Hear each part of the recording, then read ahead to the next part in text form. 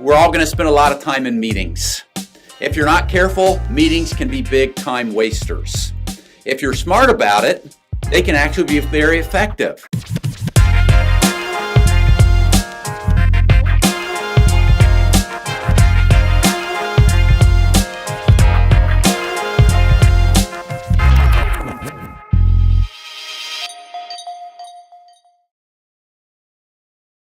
I want to talk to you today about meetings. I saw the look on some of your faces. Meetings. If you are leading people, if you are leading an organization, you are going to spend a lot of time on the phone, in meetings. And I want to talk to you just some random thoughts that come to my mind about meetings today. Here I am, I'm in a meeting room, right? And in rooms like this, meetings happen every day. But unfortunately, as Jim Weidman says, often a lot more gets said than done in meetings. Now, if you have meetings, how can you make them effective? That's a great question. I'm glad you asked. That's what I want to tackle today. There's a book written, you probably have heard it or seen it. Maybe you've read it, Death by Meetings. Right?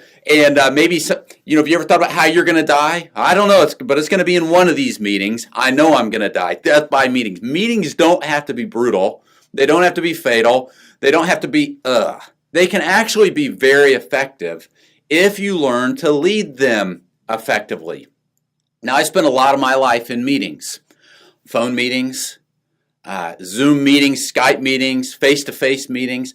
And because I spend so much time every week in meetings, I am committed to meetings being effective because I don't want to waste time. So here are some things I've learned along the way, and these are very random. One is I like to keep meetings short. I like to keep them short. I don't know why when you put a meeting on your calendar, it automatically defaults to 1 hour, but I think that's the biggest mistake. Listen, I don't want to talk to anybody for an hour. I love 15 to 30-minute meetings. Get it said, get it done, and move on. I also like to avoid meetings whenever possible. It's amazing sometimes somebody wants to meet with me, and I can say, all right, will you text me or email me, give me a heads up what you want to talk about, and the meeting can be diverted with a response to an email. Right? All this person needs is a simple answer, and they have called for a full meeting. Right? So try to avoid meetings whenever possible. I always like to have an agenda, and I almost demand one when I have a meeting because I want to know what is it we want to accomplish, and let's jump in and let's punch through.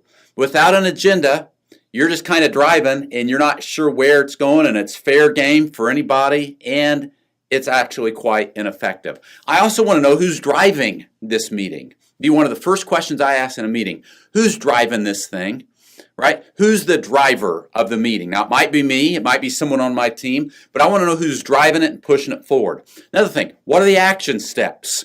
Listen, if you want to have effective meetings, you've got to identify the action steps that come as a result of that meeting. So, have we identified the action steps so that next time we meet, we can loop back and did this stuff get done? Now, I'm not always great at identifying action steps, but I have people on my team that are great at it, and I really lean in on their expertise in that area. What about if I'm forced to attend a meeting that has nothing to do with me? And maybe if you're on staff at a church or you're part of a leadership team, you get pulled into these meetings and you're sitting there like, Learn to effectively multitask. Right?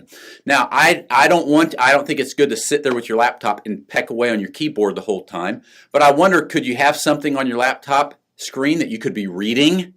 Right? So it's not a distraction by you typing, but you're actually reading something, or you're bringing some notes in, some printed material that you're actually reviewing and looking over.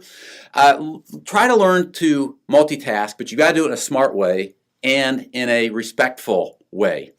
Here's the deal. We're all going to spend a lot of time in meetings. If you're not careful, meetings can be big time wasters. If you're smart about it, they can actually be very effective in communicating and building a team and keeping projects moving forward. But again, you have to be smart about it. So think through your meetings that you have coming up, especially the ones that you have control over. Am I being effective at leading these meetings, or are those around me going to say, boy, here comes death by another meeting?